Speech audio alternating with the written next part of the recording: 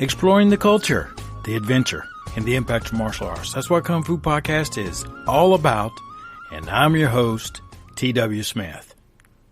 I really do appreciate you joining me today. If this is your first time to Kung Fu Podcast, welcome. You are in the audience of some of the finest and sharpest martial artists in the world. Folks that take a great deal of care and put in a great deal of effort into their craft. In this particular episode, we're going to be looking into one of the darkest times of our world's history, World War I. We're going to be crossing cultures, national boundaries, and working to overcome some very specific challenges along the way. There are many photographs and video clips from this time and the very places that we're going to be talking about, and many of them will be demonstrating various components of the martial arts. This particular episode is built around the essay by Agent of Action, Dr. Ben Juckins, and was co-authored with Joseph Sveth. It is an incredibly good first-hand account in 1918. It is very grounded in historical data with video and pictures to match it up and handwritten documents and the facts that support the argument that they're going to make here. You can find all of Ben's work by going to kungfupodcast.com/Ben and looking through his blog there. But I took the essay, found some other resources, and added some supplemental research to it that helped me put together a story that I'm going to share with you. Remember that as we follow this account, that these are soldiers, warriors, and martial artists from various countries. You want to keep in mind that these men always had, just like you and me and most martial artists, had pride in themselves. They also had to face fears, and they were compelled to work together. The essay leads with a picture. It appears to be a morning photograph with hundreds of men sitting on the downside of a hill with two Chinese martial artists putting on a sword display one early morning. The caption underneath it reads, "The Chinese Labor Corps on the Western Front, a sword display in a Chinese labor camp in Crécy Forest, France, January 27th, 1918. Ben writes, "It seems as though the events of World War I has largely receded from the public consciousness over the last few decades. Yet, the Great War has been making a comeback in popular culture. It served as the setting for the 2017 film Wonder Woman, as well as several other projects appearing on the small screen. It is often forgotten that China was officially a combatant in World War I, having declared war on Germany and her allies in 1917. While China never sent troops to fight on the Western Front, it did provide the United Kingdom and France with a large labor corps to assist the war effort.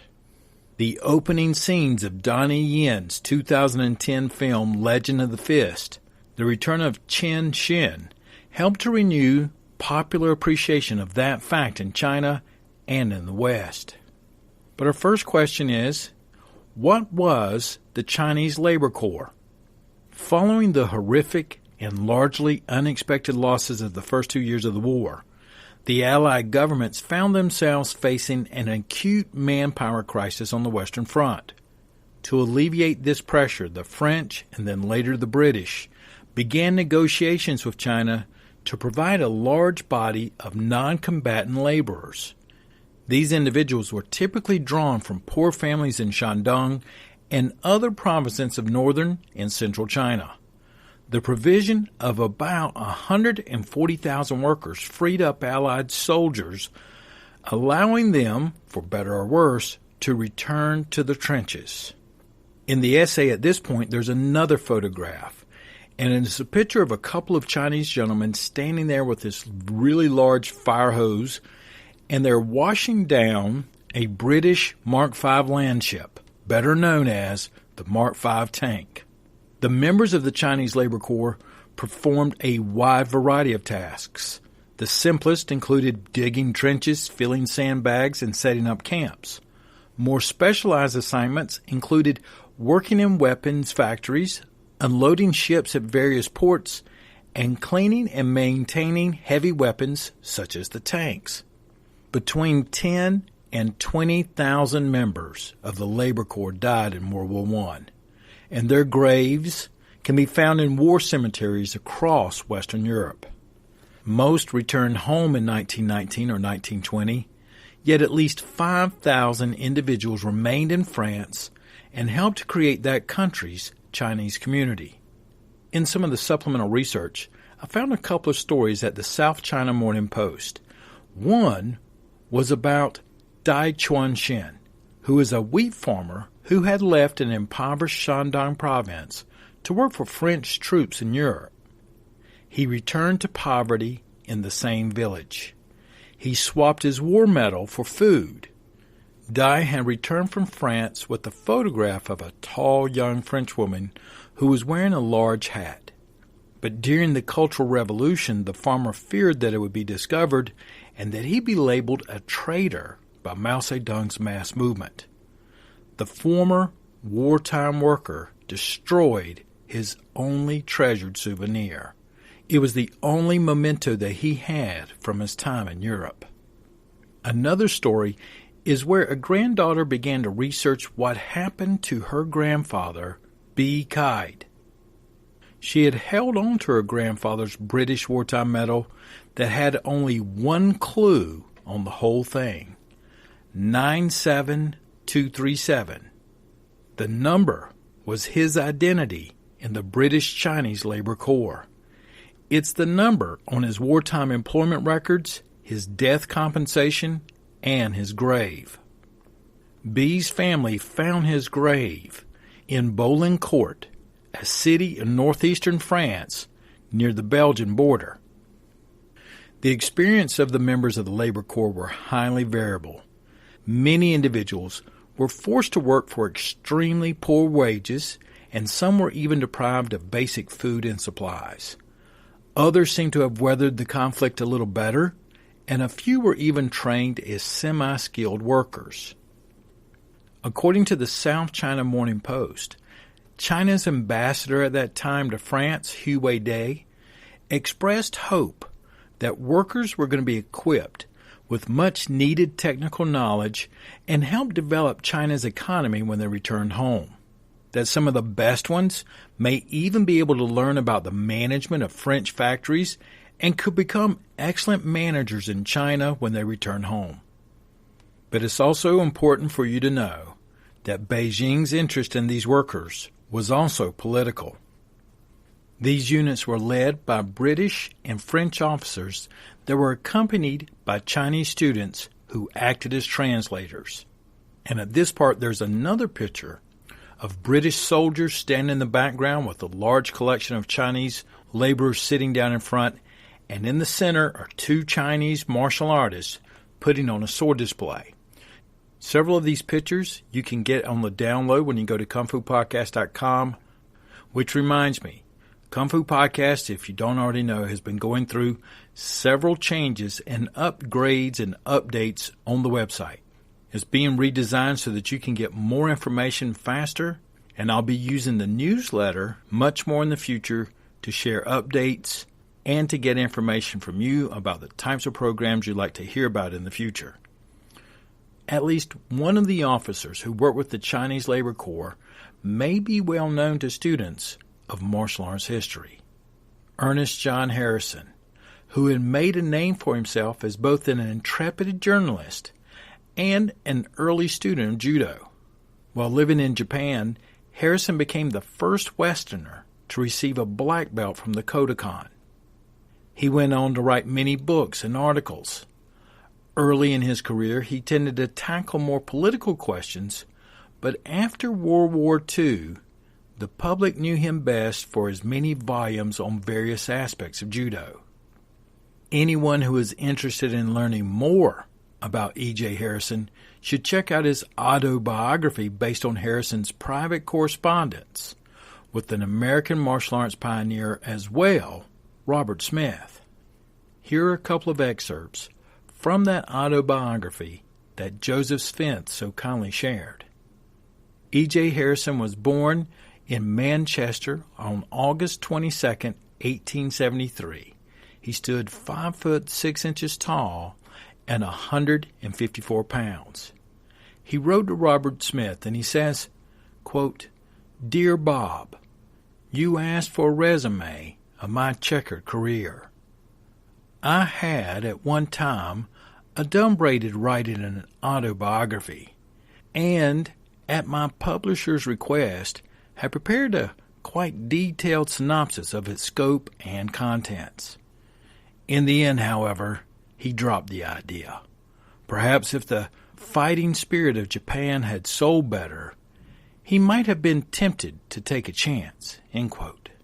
E.J. Harrison does remember his dad some, who was one of the best boxers in the Manchester Athenaeum Club at the time. But he had no recollection of his mother. His family had split when they were very young, and his dad immigrated to the U.S., remarried, and became a U.S. citizen. Mr. Harrison writes that as a youth he sampled Cumberland and catch-as-catch-can wrestling. He says that he never dabbled in the Cornish style, which is the jacketed version of wrestling, but he did feel like a duck in water perfectly at home with the Lancashire style, which is the ancestor of the modern catch-as-catch-can style. When you go to the website or in your show notes, you'll see that E.J. Harrison authored several books, a book titled Judo, Judo for Beginners, and other books, such as The Manual for Karate. E.J. Harrison was already an avid wrestler and judo practitioner by the time that he was commissioned as a second lieutenant in the British military and assigned to the Chinese Labor Corps. As such, he was in good position to observe the Lunar New Year celebrations that his troops staged in 1918. He noted with interest the performance of katas, which was his term, and weapons demonstrations. At one point, Harrison even found himself facing off against a Chinese martial artist in both jacketed and stripped wrestling. He also reported on a brick-breaking demonstration. Harrison's account notes that his fellow officers and countrymen also observed and photographed these demonstrations. Luckily for us, many of these historical photographs still survive, so we can visualize with ease the scenes that he describes. The existence of these photos also raises the two additional points that are worth considering. Joseph Smith notes that it is clear that these celebrations have been planned by the Chinese workers themselves, and quite a bit of preparation had gone into them. It is really no surprise at all to see that the martial arts were being demonstrated in a setting just like this. Yet it is important that even in an explicitly militarized context, the Chinese martial arts never appeared in a pure form. Practical wrestling was always juxtaposed with amateur opera, actors on stilts, iron palm demonstration, and sword dancing. It is sometimes assumed that there was once a pure military art that was debased by the world of the seasonal festivals or marketplace street fair. And indeed, that was the operating theory of many early 20th century reform organizations, including the Jing Wu Association, whose very name means something like pure martial.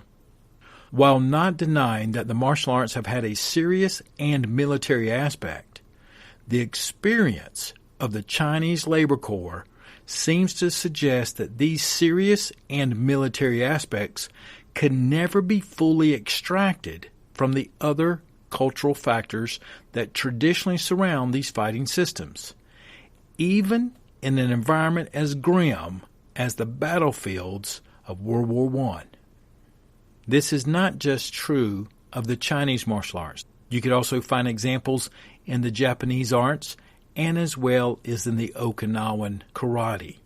At cityweekend.com, they describe Okinawa as a place that incorporates cultural elements from many Asian nations while preserving the indigenous culture's core elements that can be viewed today at festivals, workshops, and dojos.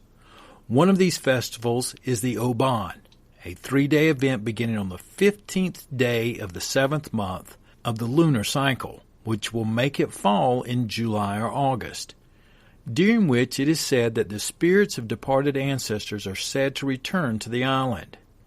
At this time, many groups of costumed young people dance in neighborhood streets throughout Okinawa to the accompaniment of drums and sanshin.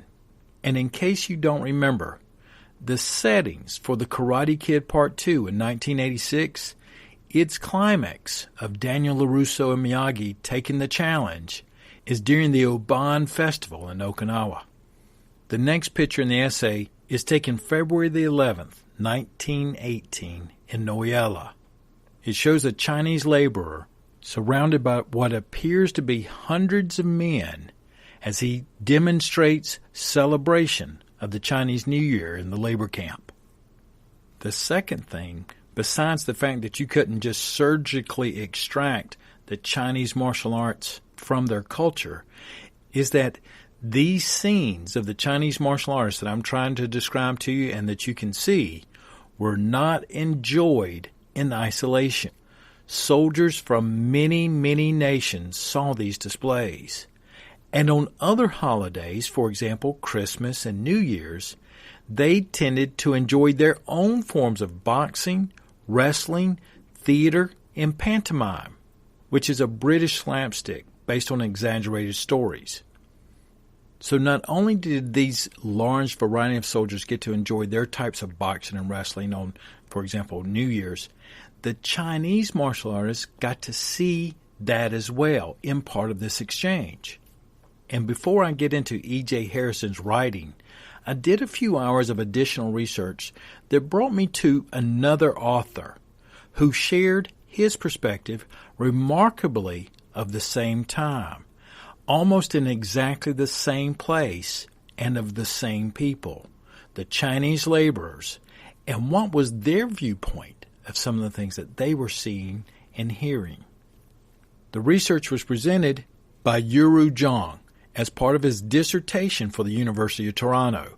It was published by the East Asian History and Cultural Review. It is titled, Sacred the Laborers, Writing Chinese in the First World War. So his dissertation is about learning to read and write Chinese during the First World War. And he writes, quote, as the story of these laborers has been systematically overlooked in the history of World War I and the subsequent May 4th movement, this endeavors to write the laborers back into the historical narrative that connects China, World War I, and May 4th. It zooms in on how writing became crucial to the laborers and to the very program under which they were recruited.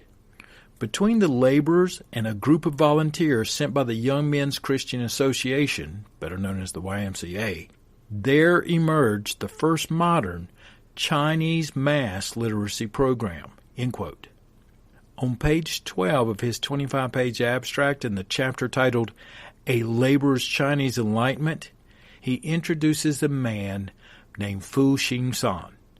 Fu Xingsan was a Chinese laborer who wrote from his observations of the experience in a little newsletter in Chinese characters titled The Chinese Labor Workers Weekly.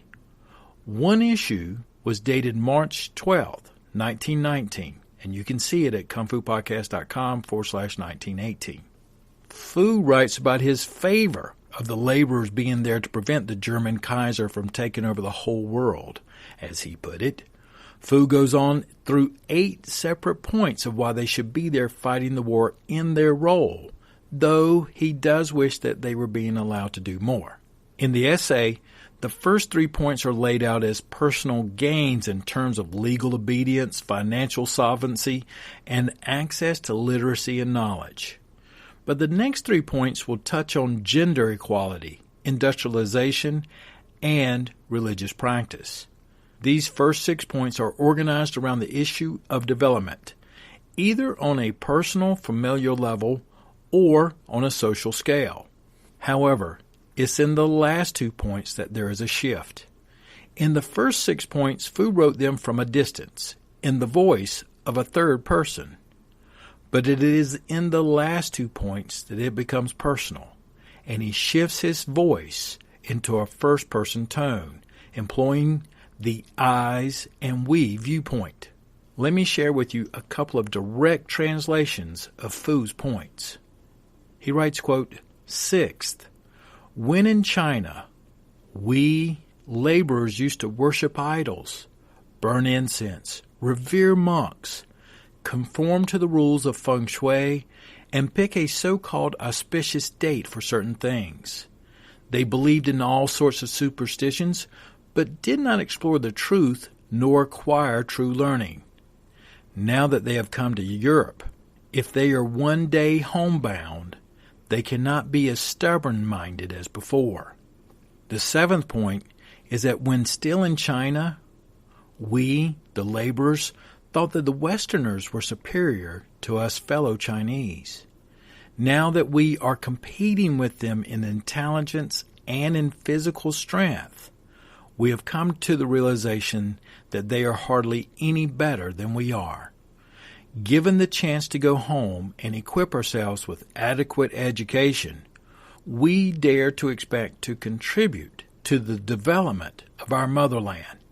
End quote.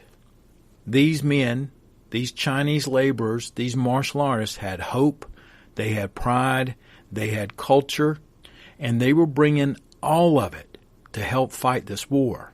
So as we move back into Ben's article, the 1910s and the 1920s were a period of intense globalization and cultural exchange.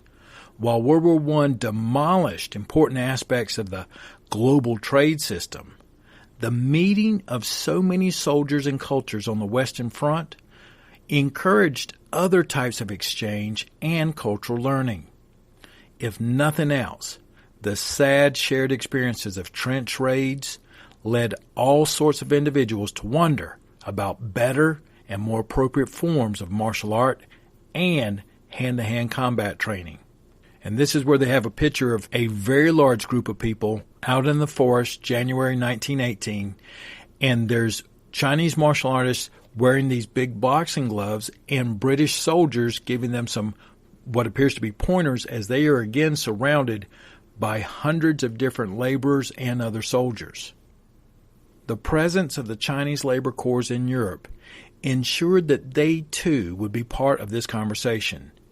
Chinese travelers brought their experience with Western boxing back to their homeland. While individuals like Harrison got to see iron palm demonstrations and got to try their hand against Chinese martial artists, during the 1920s and 30s, many individuals in China would begin to actively promote their martial arts on the global stage precisely because the martial arts had become the subject of truly a global conversation. The Lunar New Year celebration of the Chinese Labor Corps was an important harbinger of things to come, and who better to announce this arrival than E.J. Harrison? Coming up are excerpts from a thick notebook, 132 pages and nearly 38,000 words, in which Ernest J. Harrison records his life as an officer in the Chinese Labor Corps. It started on December 14th, 1917, and it ends on July 25th, 1918. He's going to be going from Japan to China to Canada to England to France. The original document is in the possession of his daughter. The whole account is in his handwriting. And so let's take a listen of what E.J. Harrison wrote. Probably the most enjoyable and satisfactory day yet spent in camp. Companies were roll called and then given the rest of the day to themselves. When I arrived on parade, the company was drawn up with lance corporals facing right flank, in which position the entire company solemnly saluted me. NCOs came up to the mess soon after 9 a.m. They made a gallant showing. The soldier, Lauder, and all the rest admitted that they carried off the palm for smartness, as exemplified in marching, turning, and etc. my English-speaking corporal tendered me the NCO's cards, with names transliterated and also 2 crimson paper scrolls bearing names of members of company and also communicating some special New Year sentiment. The soldier Berman, a one-time assistant officer, also received cards. I acknowledged the greetings to the best of my poor ability, the while my messmates on the veranda above made ribald remarks at my expense.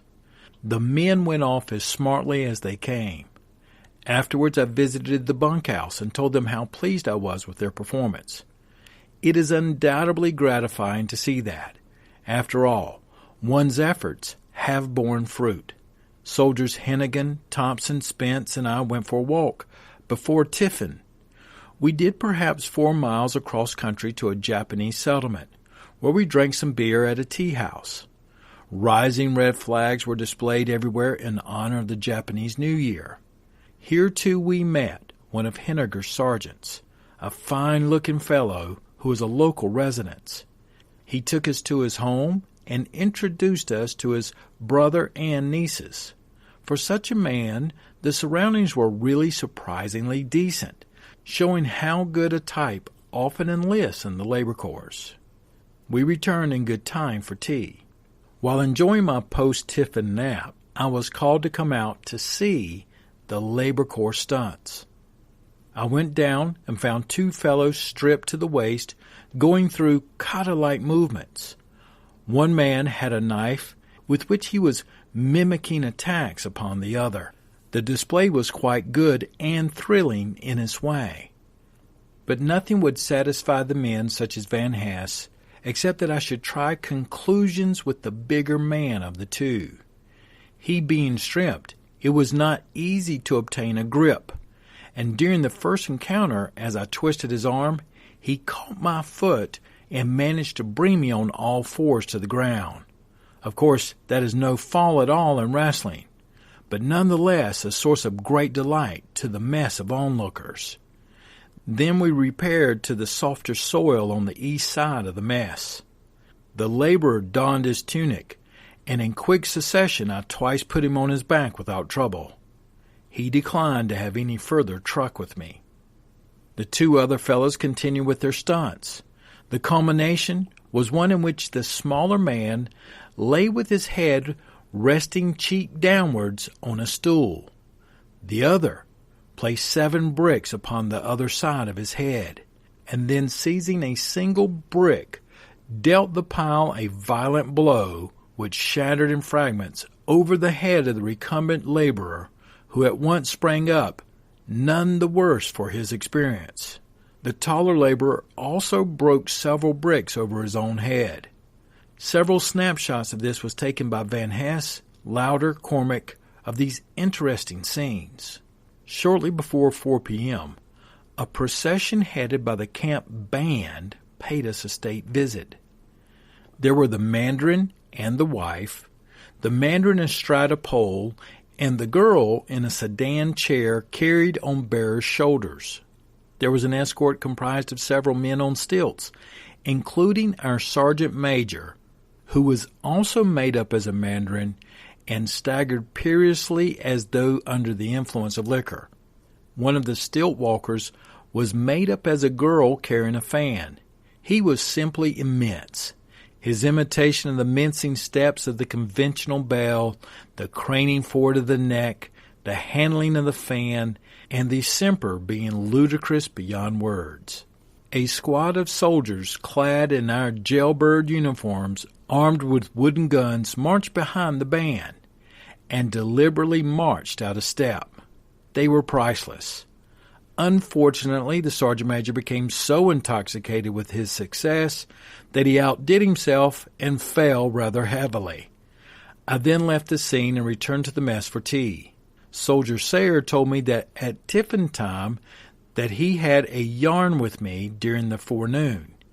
He said they referred to me as the number 1 officer in camp.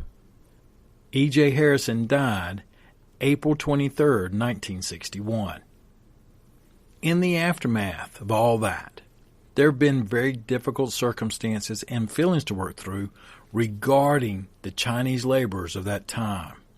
In August 2014, The Guardian wrote an article, Forgotten Chinese Labor Corps, and a memorial that was going to be going on. Stephen Lau, the chair of the Ensuring We Remember campaign, says that his invitation was probably the first time the British government properly recognized the Chinese Labor Corps since the end of the war. In 1919, China refused to sign the Treaty of Versailles, in bitter disappointment over the breaking of a promise that was supposed to return the Shandong Peninsula back to them in support of the Chinese Labor Corps going to assist the Allies. Stephen Lau says that when Britain distributed 6 commemorative medals to all of those who took part in the war, those received by the Chinese laborers bore only their numbers. This is exactly the same thing at the very beginning of this podcast that I share with you about the story on B and how his granddaughter finally tracked down his gravesite in France. There are several other sore spots in association with the Chinese laborers that were sent out and did their work in the European front, and how the thousands and thousands of them were recognized who died in the process. But mostly during this episode, I wanted to look at people who were in the martial arts, not just the Chinese martial arts, but the Japanese martial arts and boxing, and how it was shared and spread through one of the darkest times of the world's history. As I have said here many times at Kung Fu Podcast, traditional martial arts embraces the person. In this case, the people, as well as techniques, objectives, and the weapons, because it's all about you with your martial arts, not one without the other. The traditional martial arts and the culture that surrounded it was a vehicle for people to share and educate one another during one of the most grim times in world history. I'd like to say thank you to Ben for what he's doing. Don't forget you can find him at kungfupodcast.com/Ben.